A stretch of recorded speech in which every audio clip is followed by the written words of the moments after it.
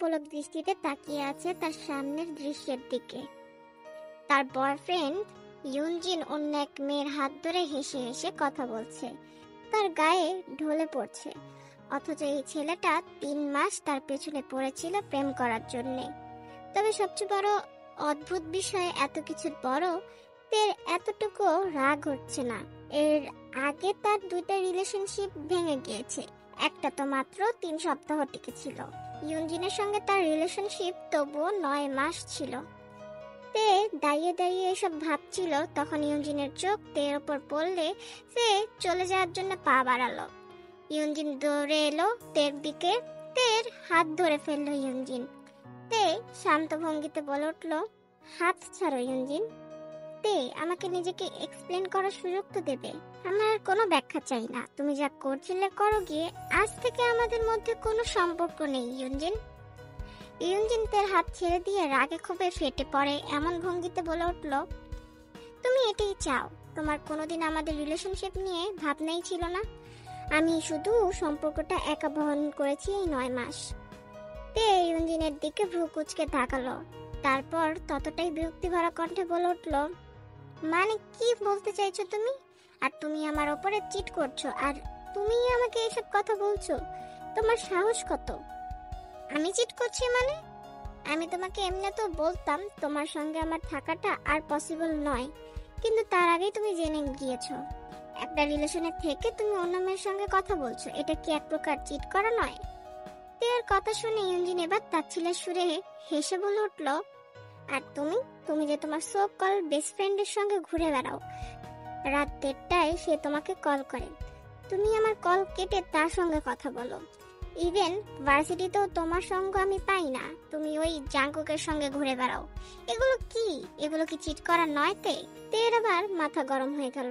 তার কেন যেন জাঙ্কুকের বিরুদ্ধে কেউ একটা বাজে শব্দ বললেও রাগে শরীর জ্বালা করে।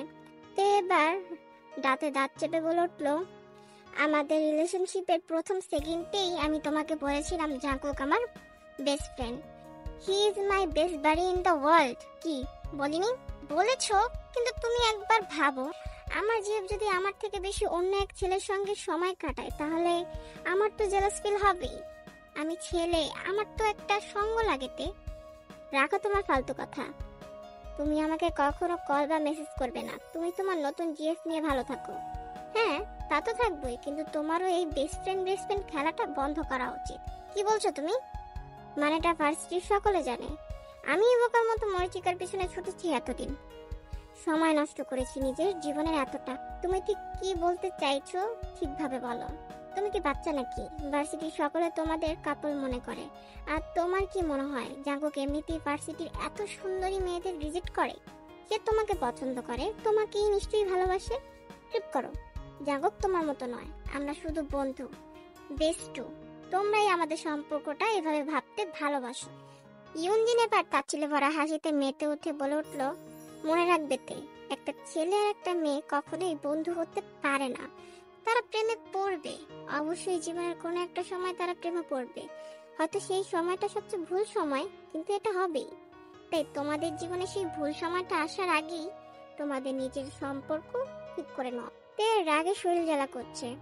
তে ইউনজিনের গালে সজোরে একটা থাপ্পড় মেরে বসে এবং পরের মুহূর্তে তার বংশের বাতিঘরও একটা সজোরে লাথি মারে। ইউনজিন হাঁটু ভেঙে তের সামনে বসে পড়ে। তার চেহারা দেখার মতো হয়েছে।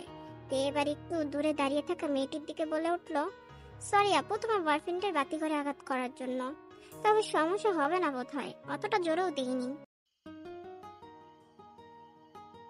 রাগে ফুঁসতে ফুঁসতে তে সারা ভার্সিটিতে জাঙ্কুককে খুঁজে বেড়াচ্ছে।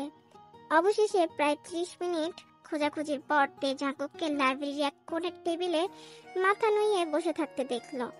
তে হনহন করে এগিয়ে গেল জাঙ্কুকের দিকে।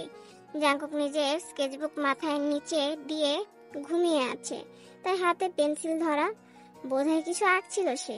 এই স্কেচবুকটার প্রতি তের অনেক আগ্রহ। জাঙ্কুকের সঙ্গে তের পরিচয় হাই স্কুল থেকে। এতগুলো বছরে জাঙ্কুকের সবকিছুই তের জানা থাকলেও তার ওই স্কেচবুকে কি আছে তে কখনোই দেখতে পায়নি। তে উকি দিল জাঙ্কুকের স্কেচবুকে, বোধহয় কোনো মেয়ের ছবি আঁকছিল সে। তের হঠাৎ করেই প্রচন্ড হিংসা হলো। জাঙ্কুক কেন অন্য মেয়েদের ছবি আঁকবে? পৃথিবীতে কি জিনিসের অভাব পড়েছে আঁকার? তে কৌতূহল আর হিংসা ভরা দৃষ্টিতে হাত বাড়ালো জাঙ্কুকের স্কেচবুকের দিকে। কিন্তু তখনই বরাবরের মতো জাঙ্কুকের ঘুম ভেঙে গেল। তে হতাশা ভরা দীর্ঘ নিঃশ্বাস ত্যাগ করে জাঙ্কুকের পাশের চেয়ারে বসে পড়ল। তুই কখন এসেছিস? একটু আগে। ডাকিসনি কেন? আমি তোর জন্য অপেক্ষা করতে করতে ঘুমিয়ে পড়েছিলাম। আমার জন্য অপেক্ষা করতে করতে নাকি অন্য মেয়েদের ছবি আঁকতে আঁকতে? শয়তান জানি কোথাকার। জাঙ্কুক অবাক দৃষ্টিতে তাকালো তের দিকে। ওভাবে তাকাচ্ছিস কেন? আমি নিজের চোখে দেখেছি ছবিটা, এই জন্যই আমাকে ওটা দেখতে দিস না, তাই না? জাঙ্কুক এবার হেসে উঠলো শব্দ করে, আর তের কপালে আঙুলের মৃদু আঘাত করে বলে উঠলো, বোকা কোথাকার, তুই কিছুই দেখিসনি। দেখলে এমন কথা বলতে পারতিস না। আমি দেখেছি। জাঙ্কুক কিছুই বলে না। সে মৃদু হেসে নিজের স্কেচবুক ব্যাগে রেখে বলে উঠলো, চল বাড়ি যাবি না? তোর জন্য অপেক্ষা করতে করতে আমি লাঞ্চ করিনি। তে গাল ফুলিয়ে লাল করে বলে উঠলো, অপেক্ষা করতে কে বলেছিল? চলে যেতি। আমি কি বাচ্চা যে একা বাড়ি ফিরতে পারবো না বা লাঞ্চ করতে পারবো না? জাঙ্কুক তের দিকে কিছুটা ঝুঁকে আসে আর তার কপালে পড়ে থাকা চুলগুলো সরিয়ে দিয়ে তের নাকে আলতো ছুঁয়ে দিয়ে বলে উঠলো, তুই সবই পারবি, কিন্তু আমি যতদিন আছি তোর জন্য অপেক্ষা করাটা আমি কখনোই ছাড়তে পারবো না। তে এবার হতভম্ব দৃষ্টিতে বোকার মতোই জিজ্ঞাসা করে বসলো, কেন? জাঙ্কুক তের দিকে কিছু মুহূর্ত তাকিয়ে থাকে, তারপর বলে ওঠে, কারণ তোকে জ্বালাতে আমার ভালো লাগে। চল এবার পিকনিক কোথাকার। কথাটা বলে তের গাল দুটো সজোরে টেনে জাঙ্কুক সেখান থেকে দৌড়ে পালিয়ে যায়। তেও নিজের ব্যাগ হাতে ছোটে জাঙ্কুকের পেছনে আর বলে ওঠে, দাঁড়া, লাঞ্চ করে বাড়ি যাবি নাকি প্র্যাকটিস করবি? প্র্যাকটিস করব। সারাদিন জাঙ্কুকের সঙ্গে সময় কাটিয়ে তে ইউনজিনের সঙ্গে যে আজ তার ব্রেকআপ হয়েছে সেটা প্রায় ভুলতেই বসেছিল। তবে তের বাসার সামনে পৌঁছে যখন জাঙ্কুক তেকে জিজ্ঞাসা করলো, আজ তো ইউনজিন তোকে কল করলো না, তোদের মধ্যে কি আবারও ঝগড়া হয়েছে? তে দেওয়ালে তখন একটা বল ছুড়ছিল। বলটা জাঙ্কুকের। জাঙ্কুক তাদের ভার্সিটির বেসবল টিমের ক্যাপ্টেন। তে বিরক্তি ভরা কণ্ঠে বলে উঠলো, ব্রেকআপ করে ফেলেছি। আচ্ছা বাদ দে তোর কথা, আর তুই ওই গ্লাভসটা কবে ফেলবি? জাঙ্কুক অবাক কণ্ঠে বলে উঠলো, কেন ফেলবো? ঠিকই তো আছে ওটা। বেটা খাটাস, ঠিক আছে কোথায়? এটার অবস্থা দেখেছিস? ওর যদি কথা বলার শক্তি থাকতো তাহলে বলতো, আমাকে রেহাই দে ভাই। আরে না, এটা নতুনই আছে। তাছাড়া তুই তো দিয়েছিলি এটা আমাকে, সেটাও প্রায় 3 বছর হতে চলেছে বলদ। দাঁড়া, আমি এটা ফেলে দিই, তাহলে তোকে নতুন একটা কিনতেই হবে। তের এমন কথায় জাঙ্কুক রীতিমতো ঘাবড়ে গিয়ে তের হাত থেকে বেসবল গ্লাভসটা কেড়ে নিয়ে বলল, আমার জিনিস আমি ফেলবো, তোকে হাত বাড়িয়ে কিছু করতে হবে না। ওকে ওকে, রিল্যাক্স ব্রো, আমি ফেলছি না। বাদ দে এই কথা। ইউনজিনের সঙ্গে তোর ব্রেকআপ হলো কেন আবার? তুই এই কথা বাদ দিবি? বাদ দেবো কেন? এটা নিয়ে 3টে। আচ্ছা এবার কি কারণে ব্রেকআপ হলো? কি বিষয়? না কি বিষয় বলতেই হবে? হ্যাঁ, আমার তো জানতেই হবে। আরে ওই আর কি, বলে বয়ফ্রেন্ডকে সময় না দিয়ে তোকে সময় দিই। আমি নাকি ওর সঙ্গে চিট করছি। এদিকে আজ আমি ওকে পার্কে একটা মেয়ের সঙ্গে দেখেছি। তারপর পার্কে সিনক্রেট করিসনি তো? আরে না, তুই জানিস তো আমি কি ভদ্র মেয়ে। জানি বলেই তো ভয়। এবার হাসতে হাসতে বলে উঠলো, ইউনজিন কি বলেছে জানিস? কি বলে? একটা ছেলে আর একটা মেয়ে নাকি কখনোই বন্ধু হতে পারে না, তারা প্রেমে পড়বে অবশ্যই, কিন্তু সেটা নাকি জীবনের কোন এক ভুল সময়। হ্যাঁ, এমনই কিছু বলছিল বোধহয়। কি ফাজিল! কেন, আমি আর তুই কি বন্ধু নই? তের মুখে ইউনজিনের এই কথা শুনে জাঙ্কুক অদ্ভুত ভাবে কিছু যেন ভাবতে থাকে। তে জাঙ্কুকের এই ভাবনার কারণ বুঝতে না পেরে তাচ্ছিল্য ভরা কণ্ঠে বলে ওঠে, বাদ দে তো ইঞ্জিনের কথা, তুই বল তোর বেসবল প্র্যাকটিস কেমন চলছে? দেখলি তো ভালোই চলছে। সামনে একটা টুর্নামেন্ট ম্যাচ আছে আমাদের রাইভাল ভার্সিটির সাথে। ও, আমি দেখতে যাব তাহলে। প্রয়োজন কি? তুই তো বেসবল পছন্দও করিস না, আর আমি বুঝি না তুই এই তপ্ত রোদে, শীত নেই বর্ষা নেই, সব সময় আমার প্র্যাকটিস দেখতে যাস কেন? জাঙ্কুকের কথায় তে নিজেও ভাবনায় পড়ে যায়। সত্যি সে জানে না কেন সে দেখে, শুধু তার জাঙ্কুকের আশেপাশে থাকতে ভালো লাগে। জাঙ্কুক যখন অন্য মেয়েদের সঙ্গে কথা বলে তের রাগ হয়। এদিকে জাঙ্কুক প্রবল আগ্রহ নিয়ে তার দিকে তাকিয়ে তার প্রত্যাশিত উত্তরের আশায় তে মাথা নেড়িয়ে বলে, জানি না, আর তোকে কি বলেছে আমার বেসবল ভালো লাগে না? আমার তো ভীষণই ভালো লাগে। 5জন বেসবল প্লেয়ারের নাম বলতো। তে গাল ফুলিয়ে জাঙ্কুকের দিকে তার বলটা ছুড়ে দিয়ে নিজের বাড়ির গেটে ঢুকে পড়ল। তারপর দরজা আটকে দিয়ে বুক ভিংচি কেটে বলে উঠল, আমি জানি না, আর তোর বেসবল ম্যাচ দেখার জন্য কি আমার বেসবল ভালো লাগতে হবে? যেখানে তুই থাকবি তোর ছায়া ধরে আমি চলে যাব। আজ জাঙ্কুকের বেসবল ম্যাচ আছে, তবে এটা রাইভাল ভার্সিটির সেই ম্যাচ না, তাদের নিজের ভার্সিটিরই একটা সিনিয়র ভার্সেস জুনিয়র ম্যাচ।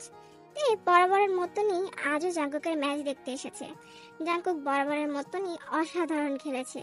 সে সবকিছুতেই ভালো, পড়াশোনা, স্পোর্টস, আর্টস এবং গান। পুরোটা সময় মুগ্ধ নয়নে তাকিয়েছিল জাঙ্কুকের দিকে। তবে ম্যাচ শেষ হয়ে গিয়েছে অনেকক্ষণ। জাঙ্কুকের জন্য ভার্সিটির পাশে পার্কের লেকের ধারে অপেক্ষা করছে। সবসময় এখানে অপেক্ষা করে, ঘড়ির দিকে বারবার তাকিয়ে সময় দেখছে। জাঙ্কুক কখনো এতটা দেরি করে না। যখন এসব ভাবছিল তখন জাঙ্কুক দৌড়াতে দৌড়াতে হাতে একটা ফুলের তোড়া নিয়ে আসে। কিরে, এত দেরি করলি কেন ফাজিল? একটু দেরি হয়ে গেল রে, ড্রেসিং রুমে আর কি। তোকে অনেকক্ষণ দাঁড় করালাম তাই না? সমস্যা নেই। নজর যায় জাঙ্কুকের হাতে ফুলের দিকে। সে ভ্রু কুচকে তাকালো সেগুলোর দিকে, তবে কিছু বলল না। দুজনে টুকটাক কিছু কথা বলল। জাঙ্কুক ম্যাচ জিতেছে, যা প্রতিবারই হয়ে থাকে। খুব কম সংখ্যক ম্যাচে জাঙ্কুকের টিম হেরেছে। অন্তত যতগুলো দেখেছে, কে অবাক করে দিয়ে জাঙ্কুক এবার হঠাৎ করেই তার সামনে হাঁটু ভেঙে বসে পড়ে এবং তার হাতের ফুলের তোড়াটা তের দিকে এগিয়ে দিয়ে বলে উঠল, will you be my girlfriend? কিছু বুঝতে পারে না। সে হতভম্ব দৃষ্টিতে তাকিয়ে থাকে জাঙ্কুকের দিকে। কিছু বুঝতে পারে না। সে হতভম্ব দৃষ্টিতে তাকিয়ে থাকে জাঙ্কুকের দিকে। জাঙ্কুকের দৃষ্টি কঠিন, যেন সে বিষয়টা নিয়ে খুব সিরিয়াস। জাঙ্কুক আবারও বলে ওঠে, তোকে আমি সারা জীবন জ্বালাতে চাইতে দিবি সেই অধিকার? এবার কি বলবে বুঝতে পারছে না। জাঙ্কুক হঠাৎ করে এসব কি বলছে? সে তো কখনো তাদের বিষয়ে এভাবে ভেবে দেখেনি। ঘটনার তাৎপর্য আর জাঙ্কুকের গভীর আবেগ তাই নিতান্তই মজার ছলে ধরে নিয়ে জাঙ্কুকের সামনে বসে হেসে লুটিপুটি খেয়ে বলতে থাকে, তুই কি ইয়ঞ্জিনের ওইসব কথা নিয়ে আমার সঙ্গে মজা করছিস জাঙ্কুক? তাহলে করিস না। আমি আমাদের এত সুন্দর সম্পর্কটা নষ্ট করতে পারবো না। আর আমি জানি তুই ওসব ছেলেদের মতো না, যারা বন্ধুত্ব করতে এসে প্রেমে পড়ে যায়। মজা বাদ দে জাঙ্কুক। জাঙ্কুক স্থির দৃষ্টিতে তাকিয়ে থাকে তের দিকে। তার চোখের এই ভাষাতে বুঝতে পারে না। এবার মনে হতে থাকে সে কি নিজের অজান্তে একটা ভুল করে বসলো। এবার কিছুটা ভয় মেশানো গলায় বলে উঠল, তুই মজা করছিলি তাই না জাঙ্কুক? ঠিক বলছি না আমি, বল। জাঙ্কুক এবার অট্ট হাসিতে মেতে উঠল। হাসতে হাসতে সে উঠে দাঁড়ালো এবং অন্যদিকে নিজের মুখ ফিরিয়ে তার হাতের গোলাপের তোড়াটা পার্কের লেকে পানিতে ছুঁড়ে ফেলে দিল। তারপর বলে উঠল, মজা নয় তো আর কি, তোকে আমি কেন আমার গার্লফ্রেন্ড বানাবো? দেশে কি মেয়ের অকাল পড়েছে? আর দেশে না পড়লেও পৃথিবীতে এখনো পড়েনি। করলেও আমি তোকে কোনোদিন গার্লফ্রেন্ড বানাবো না। চিরকুমার থাকবো, বুঝলি পেতনি খাচ্চুন্নি? তুই যেন হাত ছেড়ে বাঁচল। বুকে ধরে রাখা জমাট নিঃশ্বাসটা বের করে দিল তে। আর জাঙ্কুকের কাঁধে 2-3টা দুমদাম বসিয়ে দিয়ে বলে উঠল, সেটাই তো, তুই তো আমাকে ভয় পাইয়ে দিয়েছিলি ফাজিল কোথাকার বেটা বাদর। তুই কি আমার কথা বিশ্বাস করে ফেলেছিলি? তাহলে বলতে হবে আমার প্র্যাঙ্ক সাকসেস। যা ফাজিল। আচ্ছা চল, আমি বাসে যাবো, দেরি হয়ে যাচ্ছে। আজ তো তোকে আমি বাড়ি পৌঁছাতে পারবো না তে। আজ আমাকে আমার টিমের ফ্রেন্ডের সঙ্গে যেতে হবে। তোকে সেটাই বলতে এসেছি। তাহলে কল করে দিতি, আমি চলে যেতাম। শুধু শুধু তুই তোর বন্ধুদের অপেক্ষা করালি। আরে কল করলে কি তোকে এত সুন্দরভাবে বোকা বানাতে পারতাম? সেটা ঠিক, কিন্তু ফুল কোথায় পেলি এই প্র্যাঙ্কটা করার জন্য? আরে একটা বোকা ছেলে তার প্রিয় মানুষকে নিজের ভালোবাসার কথা জানানোর জন্য কিনেছিল। তাও মেয়েটা তো ওকে কখনো সেই চোখেই দেখেনি, তাই ছেলেটা ফুল ফেলে দিয়েছিল। আমি নিয়ে এসেছিলাম তোকে বোকা বানাতে। তুই বোকা হসনি। তুই যা করলি জাঙ্কুক, যাকে তুইও তো ফেলে দিলি। আমাকে দিয়ে দিতি, মিথ্যা প্রপোজের উপহার হিসেবেই না হয় রেখে দিতাম। না, ওটা জায়গা ডাস্টবিনিং। আচ্ছা তে আমি যাই, আমার দেরি হচ্ছে। কথাটা বলে জাঙ্কুক সেখান থেকে লম্বা পায়ে চলে গেল। তে জাঙ্কুকের চলে যাওয়ার দিকে তাকিয়ে থাকলো। জাঙ্কুক কখনো তাকে ফেলে রেখে এভাবে চলে যায়। তার বন্ধুদের সঙ্গে প্ল্যান থাকলেও জাঙ্কুক তেকে কিছুটা এগিয়ে দেয় সব সময়, কিন্তু আজ তেমনটা না হওয়ায় তে কিছুটা অবাক হলেও সে বিষয়টা স্বাভাবিকভাবেই নেয়। তবে তে যদি দেখতে পেত চির হাস্য উজ্জ্বল মানুষটার চোখে পানি ছলছল করছে, কান্নায় তার গলা জড়িয়ে যাচ্ছে বলেই তো প্রিয় মানুষটার সামনে থেকে পালিয়ে আসা। সেদিন রাতে বাড়ি ফিরে জাঙ্কুক ভীষণ ড্রিঙ্ক করলো। যে ছেলে কখনো মদ ছুঁয়েও দেখেনি সে সারা রাত ড্রিঙ্ক করে সুগার গলা জড়িয়ে কাঁদলো বাচ্চাদের মতো। সুগা কিছুই বুঝতে পারলো না জাঙ্কুকের এমন আচরণের মানেটা কি। উপায়ন্ত খুঁজে না পেয়ে সারা রাত সুগা জাঙ্কুকের বিলাপ শুনলো। সেদিন অবশ্য তেরও ঘুম এলো না। জাঙ্কুকে তে বারবার কল করলো, কিন্তু জাঙ্কুক অভিমান অভিযোগ ভরা দৃষ্টিতে সেটা শুধু দেখেই গেল, সাড়া দিল না। মনে মনে বলল, আমি তোকে আর কখনো ভালোবাসবো না তে, তুই খুব পচা বাজে, তুই তোর মতো থাক। কিন্তু হায়, ভালোবাসবো না বললে কি ভালো না বেসে থাকা যায়? ভালোবাসা একটা রোগের মতো, একবার জেকে বসতে পারলে সেটা ছেড়ে পালানোর আর উপায় নেই।